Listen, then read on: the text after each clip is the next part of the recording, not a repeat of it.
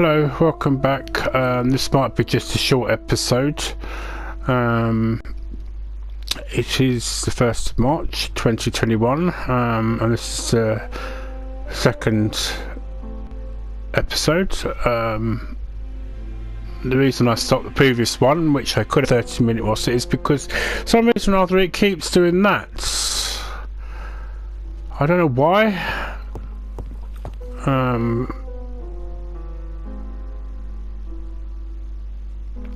But the last one did record okay.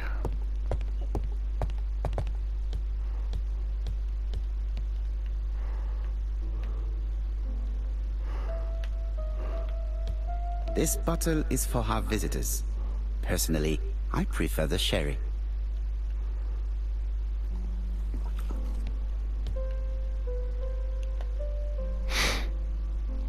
This man is tired.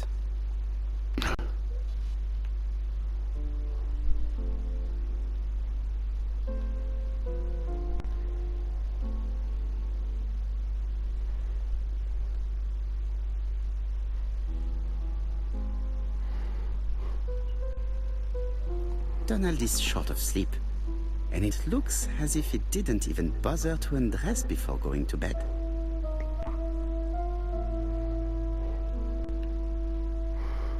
Alright, so let's interview him. Mr. Parrow, I don't know why I'm here.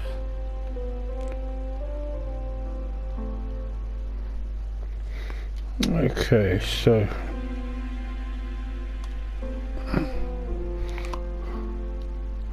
let's just reassure him. And you came to find the only man capable of hearing you.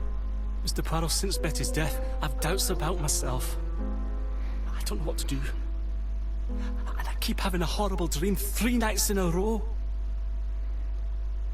That would explain why he was having sleepless nights. Well, we want him to speak. Have a drink and tell me about this dream.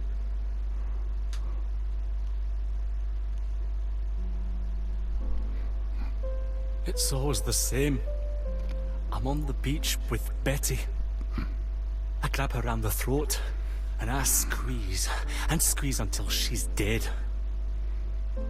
Her head falls back, and I see that it's no longer Betty. It's Megan's face. Who? Have you seen Megan Barnard recently? Yes, our grief has brought us together. I never really knew her before. She's really quite a remarkable girl. But I would never tell her about my dream. Why not? Is it her you are attacking in your dream? No, it's Betty. And once Betty is dead, it's Megan's face that appears in its place. Very interesting. Let us now try and get our brain cells to work.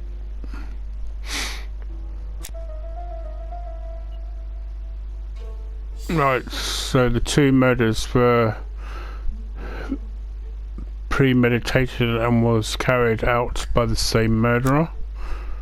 Well, this is about how his dream should be interpreted. Donald was very much in love with Betty. Donald was a violent man. Donald does not kill Megan in his dream. Well, that he doesn't know. Donald is tired. Donald feels guilty about killing Betty. Donald really likes Megan. Right, so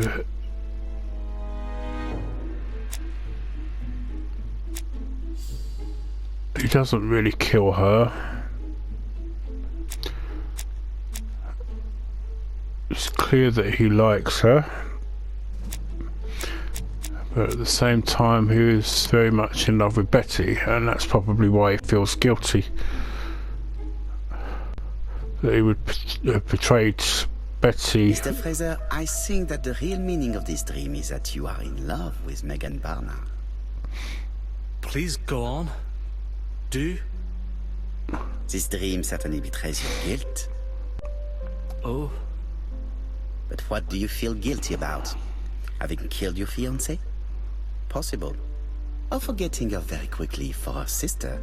Certainly. And this forgetting is perceived as a second death. So you don't really think I was the one who killed Betty? I do not exclude this theory.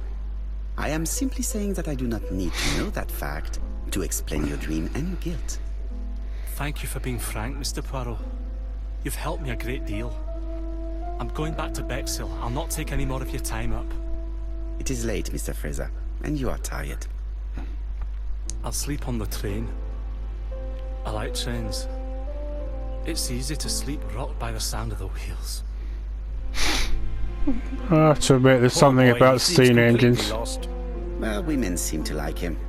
I think Megan will take care of him. Oh, I remember. Did you order the product I needed? Yes, we'll be receiving it tomorrow. Bien, it is late, and I asked Miss Gray to come tomorrow morning. I have a few questions I wish to ask her.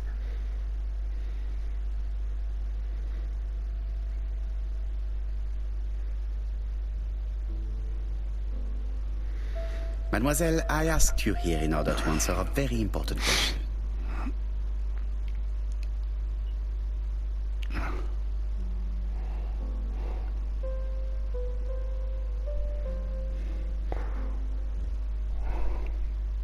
You lied to us, and I demand to know why. But what are you talking about? Yet, Lady Clark maintained that she saw you talking to a stranger on the front doorstep. Really? She must have been mistaken. Oh, I remember now. I'd forgotten all about it, but it wasn't important. It was just a salesman. One of those traders who sell stockings from door to door. Can you describe him to me? Medium size, glasses, dark suit, and a felt hat. Not the sort of man you notice. Completely harmless. That's why I forgot all about him. She's describing He the... was very hesitant and shy. Usually door-to-door salesmen are very confident, but he wasn't. So she's just described the chap that they are trying to throw this idea on you that he's the murderer.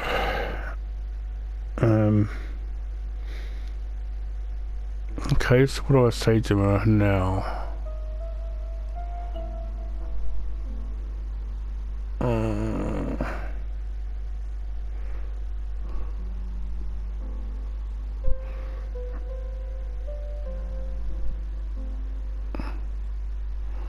Mademoiselle, the circumstances of your departure do not appear very clear. Mr. Poirot, your questions are offensive. I don't wish to lie. Lady Clark did not appreciate my presence. And Franklin cannot go against the wishes of a sick lady. He is a good man, and he worries a great deal about his sister-in-law. I noticed that you left some personal belongings behind at Churston. I think he's referring to obviously the gifts, so It was too risky for you to keep these objects, am I correct? Risky? What was the risk?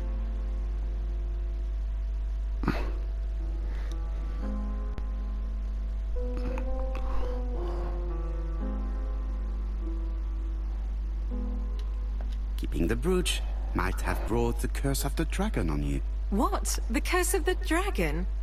It's a good subject for a story. Mr. Poirot, what sort of world do you live in? Bien. I must ask you one last question. Please reply frankly with either yes or no.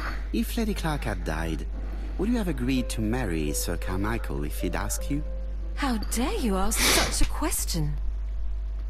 Sir Carmichael treated me just like his daughter. And all that I ever felt him was affection and gratitude, nothing else. Thank you, mademoiselle. I will not keep you any longer.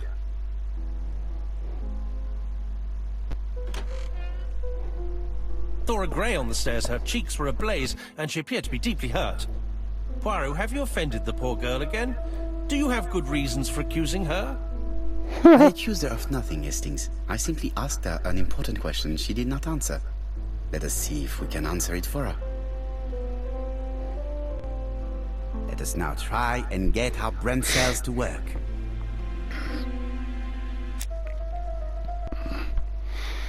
Right, so Thora Gray stayed behind to settle Sir Carmichael's affairs. Sir Carmichael's clerk was close to Thora Gray. Sir Carmichael had offered Thora a brooch as he keeps calling it. Thora likes Franklin.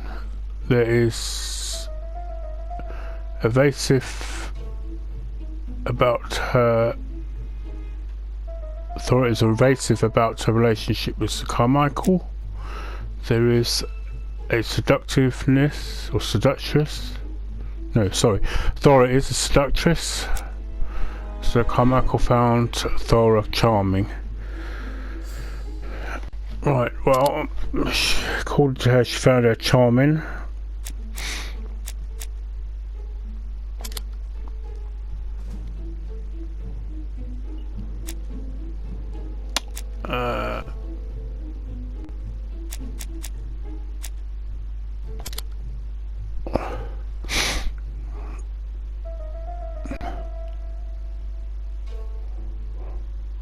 You must know how to read between the lines, Hastings. When Sir Carmichael refers to paternal affection, he's lying to himself. Read this engraving on the brooch. A dark dragon for an angel with glossy hair. These are the words of a lover, not a father. Lady Clark was not wrong. What if Sir Carmichael had fallen in love with his secretary? That doesn't mean that she forced him to do so. True, there are extenuating circumstances. She is a penniless orphan. But she's calculating. Just look how she avoided it when asked if she would have married Clark. I see. You think she seduced Sir Carmichael for her own gain, and that now she is doing the same with his brother. Poirot, your world is a very dark place. Do not get carried away, mon ami. We have another more important matter to settle. Really? Yes, would you believe that Miss Gray taught me something new? Let us now try and get our brain cells to work. What was that exactly? Right, no objects of value for sale in this shop. Miss Asher's personal effects, a stocking box and account book. The murderer is a seducer. Bexhill was very popular seaside resort. Thora Gray saw a door-to-door salesman coming towards the house on the day of the murder. Thora is unable to precisely describe the door-to-door salesman, but she met at Coombside. But she did give some description. Betty's mother's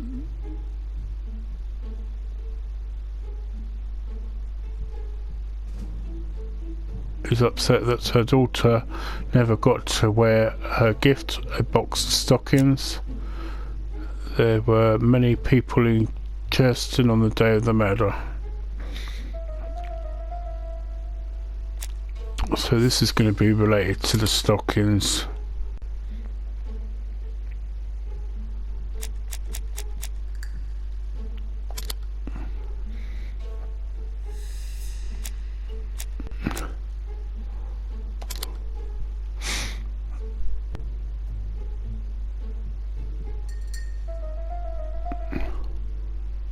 It's perfectly clear, Hastings, perfectly clear.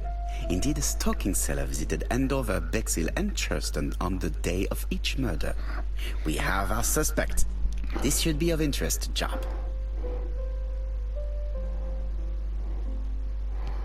Alright, so now we're going to ring Jap to tell him. Actually, before we do that,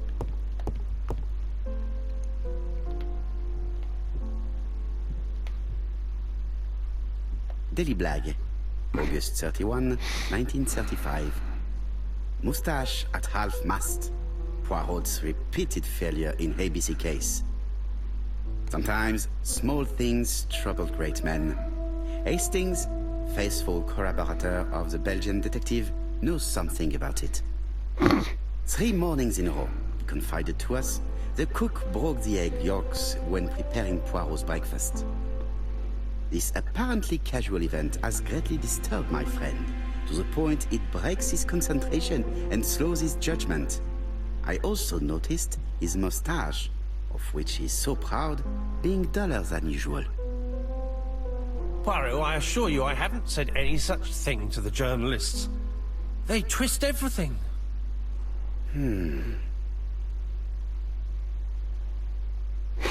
Stony silence. Royal Mathematical and Statistical Society's Bulletin, September the 9th, 1935. The alphabet murder, a methodical madman. It's highly probable that the alphabet murderer will kill again. Could we possibly estimate the number of victims in his next crime? Yes, and it is easy.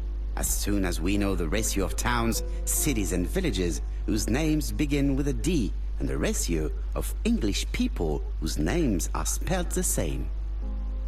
On the one hand, the ratio of towns, cities and villages in England with a name starting with D, and on the other hand, the ratio of English people with a name also starting with D.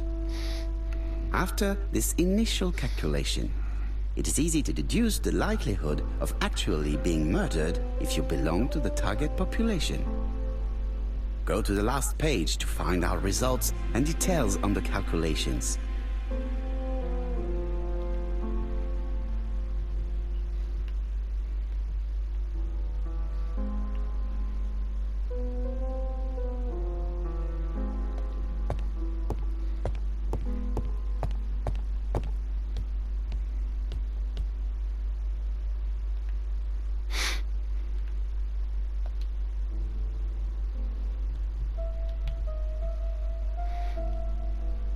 Churston, Devon, population 500 inhabitants.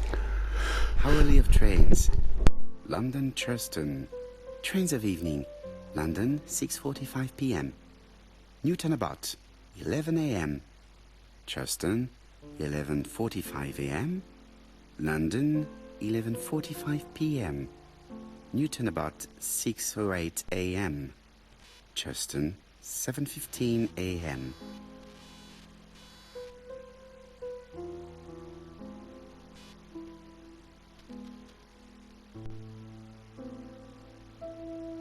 Hastings' photo album. He is very proud of his bag.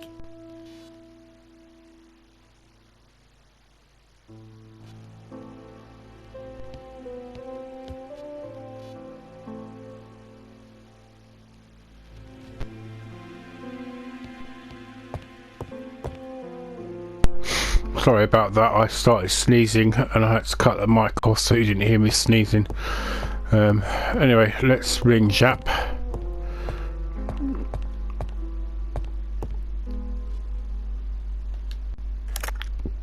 Chief Inspector, we are looking for a stocking salesman. I see you have a suspect. Yes. Contact all the stocking wholesalers who may employ him. Your suspect is a salesman? No, he does not take orders. He sells door to door. Right. The hunt is on.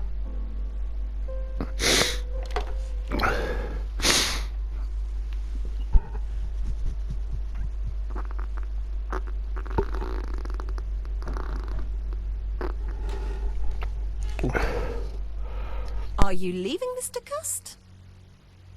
Yes, I'm going to Cheltenham. You shouldn't travel today. You don't look very well. I have to. I have engagements. I must respect them.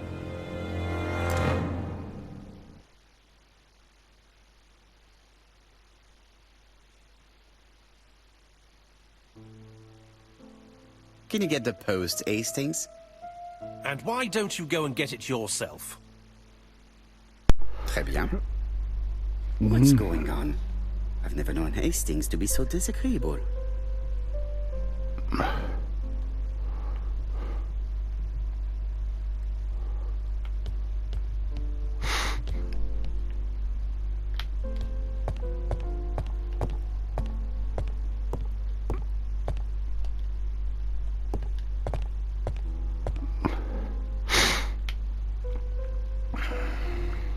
Mr. Poirot.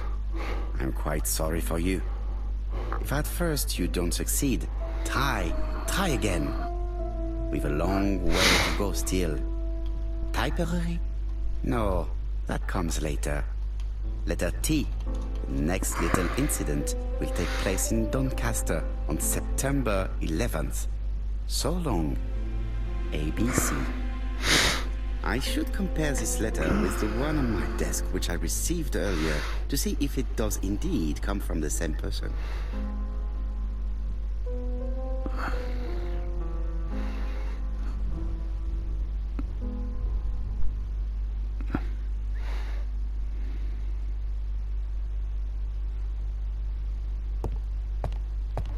It is not the right time.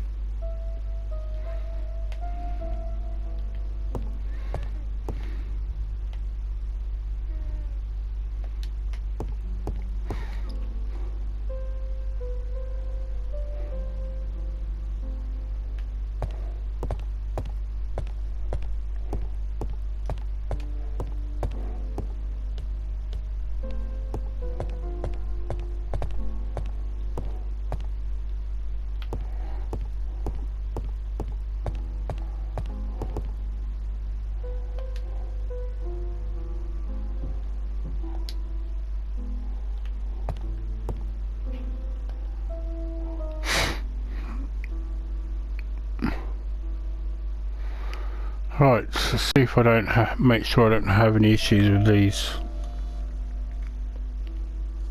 Let us examine this more closely.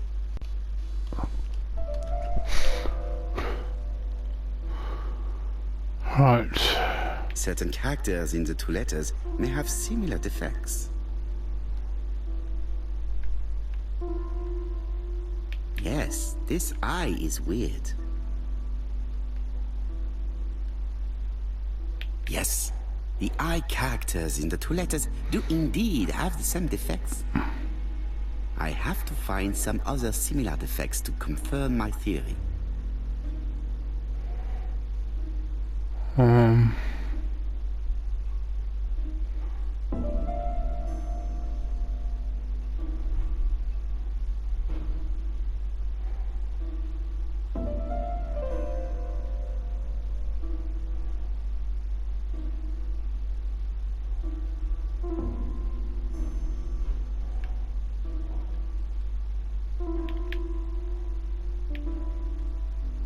Yes, the A appears to be quite unusual. That's right. The A characters in the two letters do indeed have the same defects. I have to find some other similar defects to confirm my theory.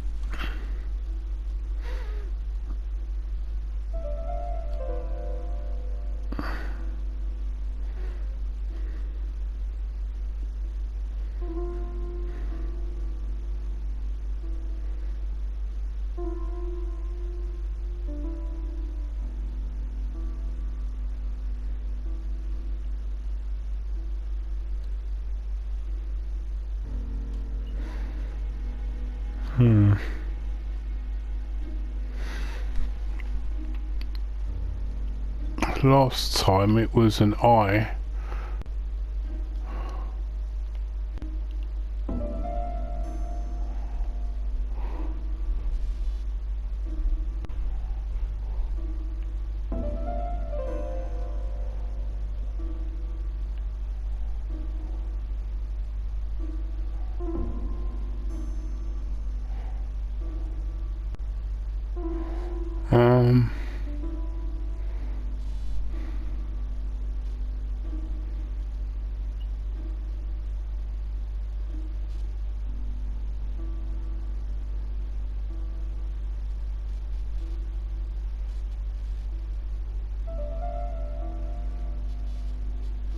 I wonder if it's the commas.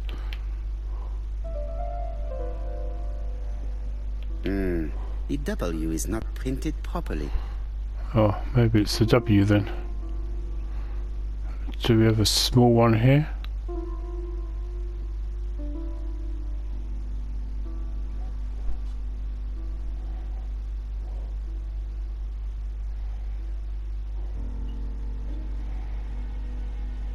No, this character does not appear to have any defects. Let us examine another word.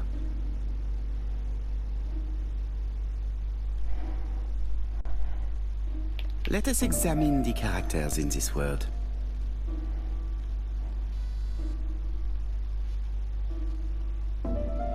Nothing to report for these characters. Let us examine another word. I don't understand what it could possibly be.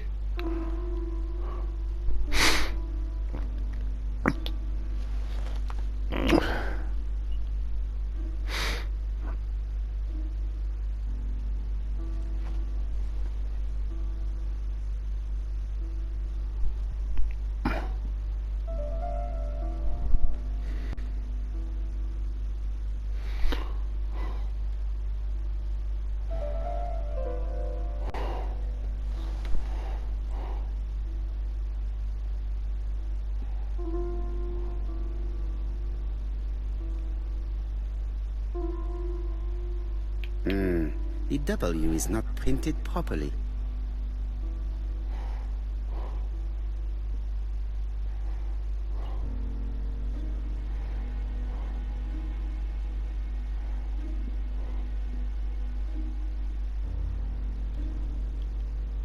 Of course, the W characters in the two letters do indeed have the same defects.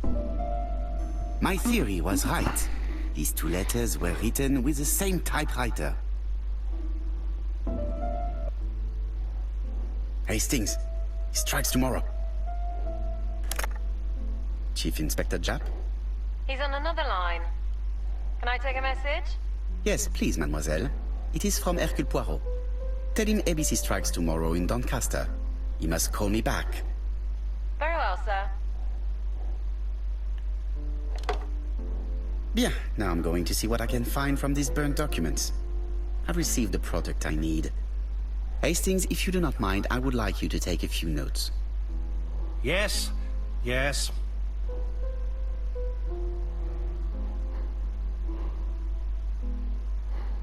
Seems to be getting all antsy over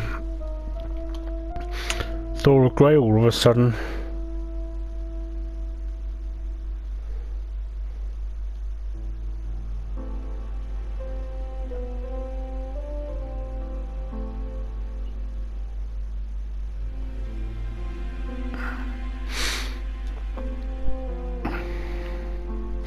Right, well, I think I will leave it for this episode now. So I will say goodbye for now, and thanks for watching. If you like what you saw, hit the likes and subscribe button. Especially the subscribe button, because I can actually stream as soon as I get 1,000 subscribers on YouTube. Concept I don't understand, because most of the streamers I generally see seem to have round about the 3, if not lower mark of viewers. Unless of course obviously well-known streamers who have moved over from Twitch. Anyway, I will thank you again and wish you all have a good day.